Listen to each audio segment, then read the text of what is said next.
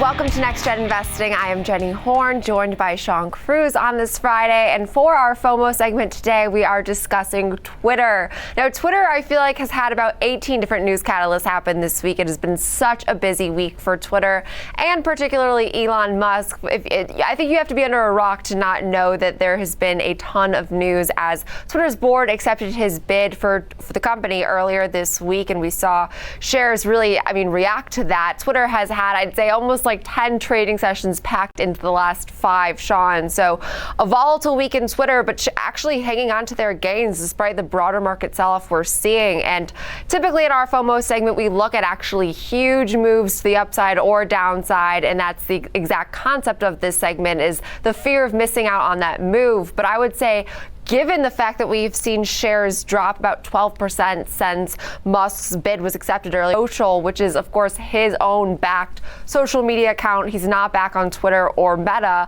but there has been a ton of speculation whether Musk's Twitter would now restore his restricted account, which I think also adds just natural controversy.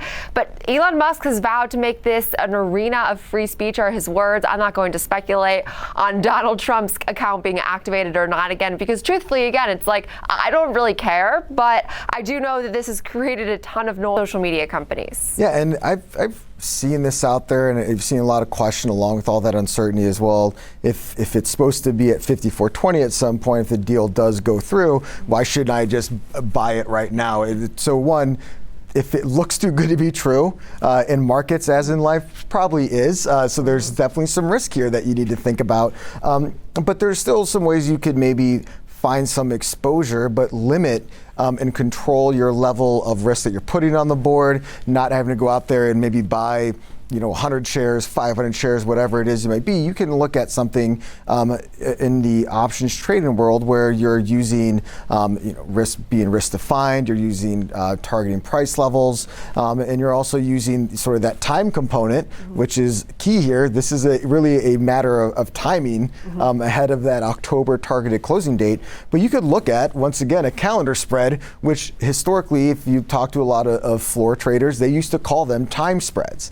And the thing that we're doing here, we just talked about one, but you're really looking at two parts here. You're looking at the strike selection, which is ideally where you would want that underlying. Now, things could, of course, rocket higher. We're just not sure. So being defined in your risk and assessing that overall volatility. And we didn't even discuss the other factor, which is the huge volatility in the overall market, which Twitter does have exposure to. It does. And that's something that...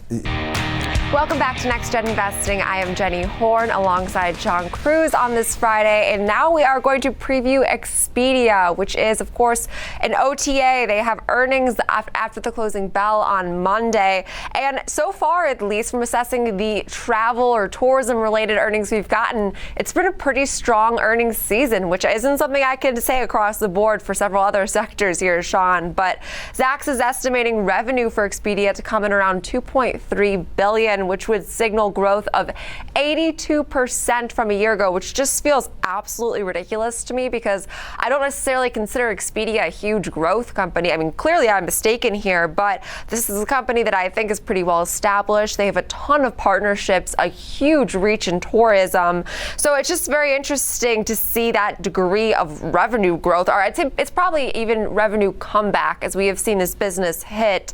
But now they're expecting a recovery, their words, across all lines of their business, which they credit to the resiliency of travel. And something I always say on the show with Alex is that how could you possibly root against travel's recovery? It's like rooting against happiness is like rooting against a return to normalcy. Yeah, and one thing that was interesting, we got to look through at this, which I actually went and looked at some of these travel companies, was when we heard from the credit card. Across the board in the broader market is this cutting out of the middleman. We've seen it with chip makers and whatever that might be, trying to disrupt this a little bit and disintermediate Expedia Group. But they've got more than just that. They've also do restaurant reviews, more of on the experience side of things, which it puts them in an interesting spot if they're competing with Airbnb. They're competing with United, getting people to book directly. Marriott.